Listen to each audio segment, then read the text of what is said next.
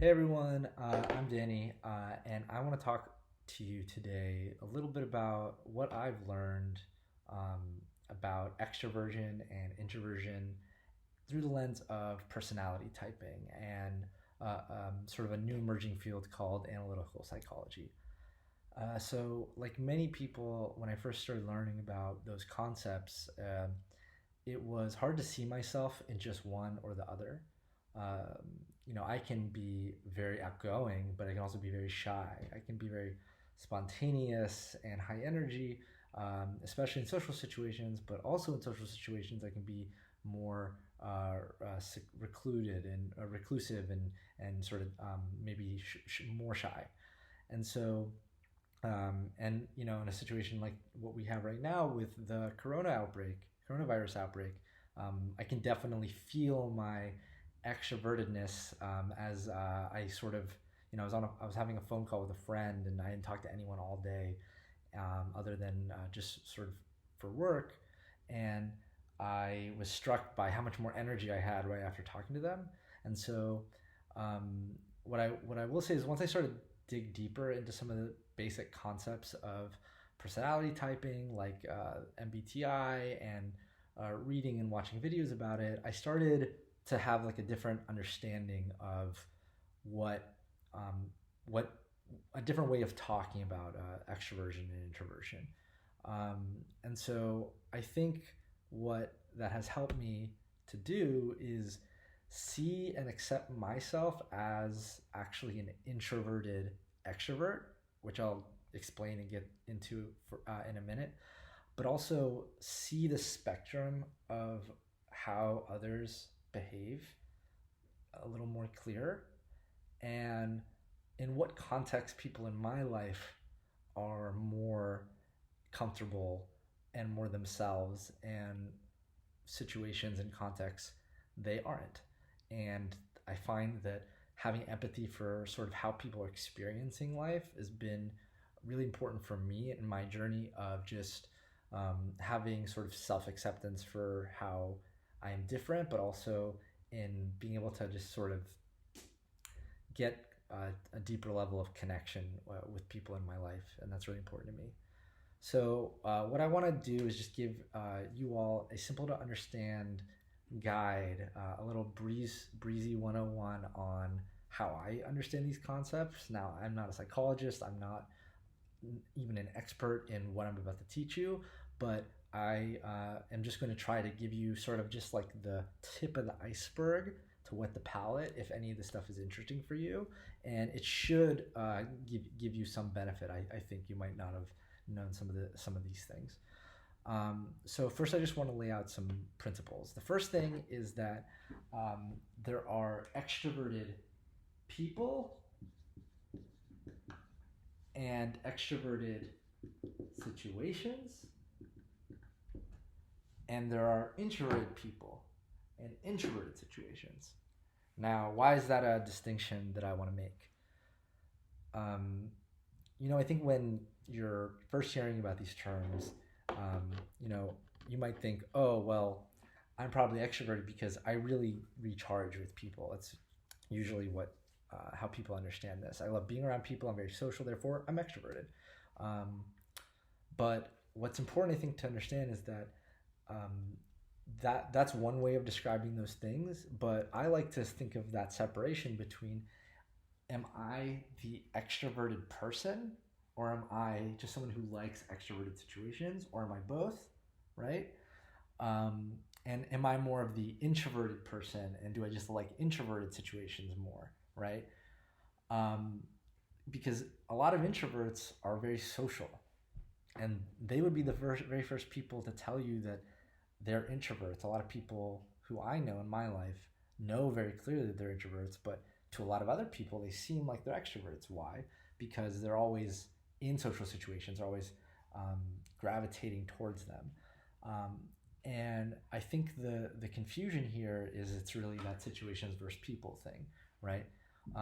And to explain this, I'm gonna sort of lay out like what it means to be the role of the extrovert and the role of the introvert in a social situation, versus sort of hardline, which one are you?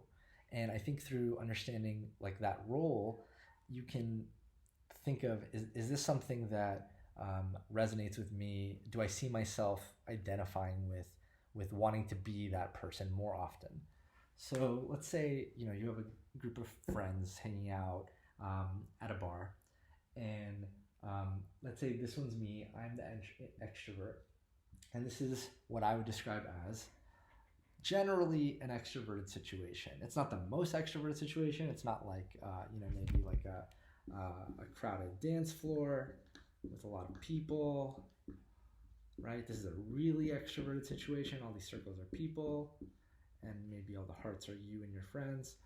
That's a really extroverted situation. This is sort of a tamer one, but this is it's people, especially if you're meeting new people. That makes it a lot more extroverted if you don't know some of these people. Now, you might say, well, okay, the extroverted person is just the person who likes being. Sorry, it's a shitty drawing of a person. I just have OCD. I gotta fix it. It's still shitty. So you might say, oh, well, anyone who wants to be here is automatically an extrovert, right? And the people who are comfortable here are all extroverts. And anyone who's shy is more of the introvert, and that's not true. So being the extrovert is being the person who wants to initiate conversation. Let's say, oh, Corona's happening. They're definitely going to bring it up. Like, oh my God, like, what are you guys doing? Are you guys isolating, socially isolating? Isn't it suck being an extrovert, being cooped up in your house?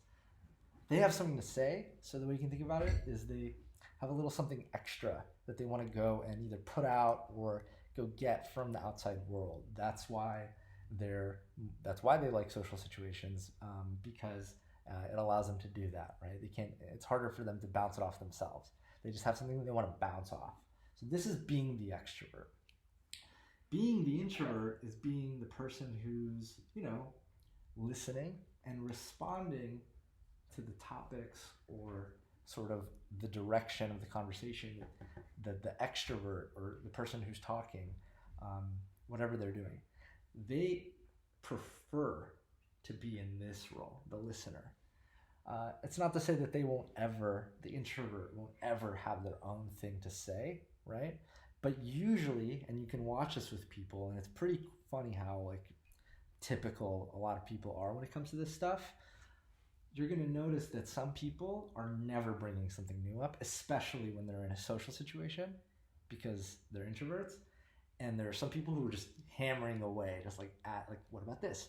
They are also going to be more likely to interrupt you when they're talking, not because they're necessarily rude. They just might have so much to say. That's a very extroverted way of being. So the question is, which one, probably you're thinking, which one am I? And the thing that there's a wrench in this is that what I and a lot of other people would say is that there are actually some people, I don't know how many, but it's like, you can estimate it's like half of people, half of extroverts, they're more introverted extroverts. And what does that even mean? It means that they're definitely extroverts. They definitely resonate with wanting to be this role. They want to be it. This is their comfort zone. But the situation has to be right sometimes, right? Or their mood has to be right. They have to feel comfortable. Or this has to be something where that can come out more. They're not just on. And so yes, there are definitely more extroverted leaning extroverts who they don't have this trouble where these situations, it doesn't matter. They're just sort of going to be, they're usually pretty direct, and they're usually going to be like, yeah, this is what I believe, this is what I'm going to say. No matter the situation, I'm going to initiate and bring up new topics. It's just what I want to do. But introvert extroverts, they're like, oh, this is the only person I know here. Let's say this is you. Let's say this is the introvert extrovert. This is their only friend here, and they don't know these people. Let's say that this is like this person's like friends from work, and this is the first time they're meeting them. They may even act very extroverted. A lot of them get nervous and they start rambling a lot, but this situation is actually can be very taxing for them to establish comfort because they're more introverted. It's this weird like contradiction. They want to initiate, they want to express themselves, they want to like do new things with new people. They want to meet new people. But those situations, like now let's zoom into the dance floor example. Imagine all of them after the bar, they go here and they're all hanging out, and we have our introverted extrovert here. They're definitely going to gravitate more towards staying with the group because this is a lot of stimulation, which they like, but they don't just immediately jump in as easily. Now, again, everything I'm saying here is sometimes, and it depends, and it is pseudoscience. It's 100% pseudoscience. I would never say that this is like objective 100%. But it's a phenomenon, it's a pattern that we're trying to put a window to better understand, sort of like the stereotypical ways that you can understand this. This is a very stereotypical example. Someone might be some nuanced variation of it, but now when you're thinking about this, you can understand like, okay, it's not just that they're extroverts. It's not just that they like social situations. It's that they want to be the talker. They want to be the initiator. In that same way, let's talk about extroverted introverts, right? Let's say that this person is a very extroverted introvert. Now, they still prefer to be the responder in this role, right? This is where they're naturally, but they really like they're really good in these situations. They're not like being drained as fast as maybe some regular introverts might be, where it's like, oh, I want to go home, I'm like done. They are comfortable in their social situation. They're very social oriented. They might even throw parties. But what I think is different about them is that a lot of people might misunderstand that because they're really social, that they don't appreciate one-on-one time, or they might even prefer one-on-one time, right? Heart to heart, like intimacy. That is an introverted situation, right? Because they're introverts. They can kind of put their toes in both situations. But a lot of them, I think, if they have to be honest, would say, well, this is where I can really be myself, right? This is where the real me comes out. This is, if I had to choose one, it would be hard, but like this is more who I am. They would have a hard time not being able to have people in their life, those extroverted introverts, because they're very people oriented, but their comfort zone is being the responder and being with a bunch of other extroverts that they can feed off of. They don't want to have to initiate. They just want to be sort of there with people. So this is really good for them because they are able to occupy that role more easily. They don't have to initiate as much. They can just sort of respond. They can be in this one-on-one situation. And so what are the takeaways from this? Oh, and yes, of course, there's also introverted introverts, like I said, who they're very cognizant of introverts. They're not as confused about this, and they know that they like this, and they will make this happen all the time, and they will make you aware, especially if you're dating them, that they're introverts, or that they're not comfortable with so much surprise and need time to recharge. So what can you take away from this? So I'm going to focus sort of on just first of all this whole, like what we talked about with extroversion and introversion, just generally.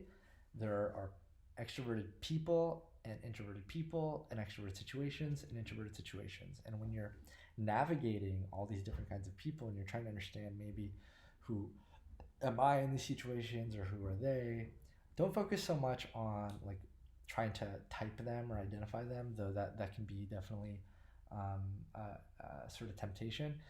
Realize that this exists, that this whole spectrum exists, that there's going to be people who are kind of on the fence, right? In between, they're really out there, but they're having a hard time, or they're really chill in the social situation, but they actually want some time to recharge.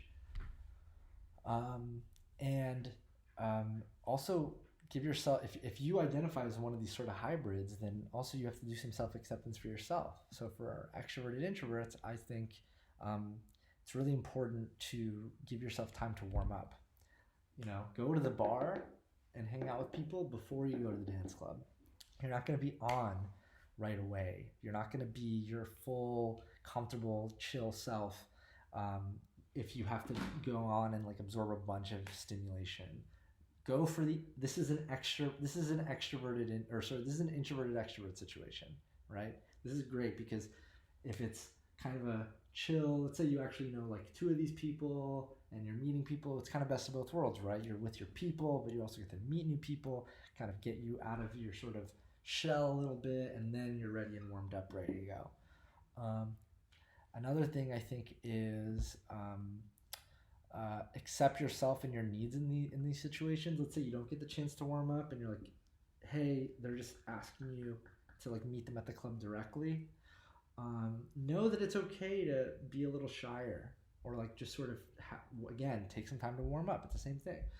Don't have all these like very high expectations of yourself that you should just, oh well, I'm a social person usually, so I should just, you know, be able to do this. No, it's often not going to work like that, and you probably know that deep down. But you might have a voice in your head that's sort of saying like why I should be like this. Just do some self acceptance. Don't listen to that voice. It's okay to follow your needs. It's really important. And then the third thing I think is take charge of the situation if you're an extrovert introvert. You probably already do this a lot, but when you are organizing gatherings of social situations, um, you're gonna feel a lot better because you're gonna know a lot more people, so you're gonna feel more comfortable. But you also will focus less on yourself and more on others because you're the host, or you're more like taking care of things. Let's say you're choosing where to go for dinner, or you're bringing the group together, people who haven't met before. And the third thing I think it's also that you are gonna feel like you know what to do. You're less worried about yourself and like how you should be acting. You're more, again, it's like focusing on other people. For the extroverted introverts, I think the biggest lesson again is really respect that one-on-one time and own it. Know that other people are not going to understand that you need this as much as you do sometimes, especially if you're hanging out with people so often that they're just gonna be like, hey, it's 2 a.m. Can we come over? We got the whiskey, we have the people, we have the party. They might expect, oh, you want to hang out, and you have no probably any confusion in your head like where your comfort zone is, but other people might not. And so for that, I think it's sort of helping people identify where your limits are, and also when you want to hang out with people and maybe the extroverted extrovert or the extrovert in general is trying to bring new people in, and you really were hoping just to connect them one-on-one, accept that they are trying to go out and get energy in the extroverted world because that's like what they want. That's they're initiating, remember.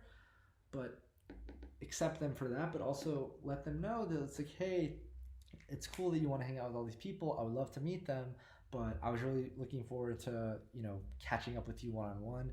Could we either do that another time, or maybe like while we're hanging out, can we just like go outside and like catch up for a little bit? Maybe I'll leave early. I don't think I have the energy to like meet so many new people.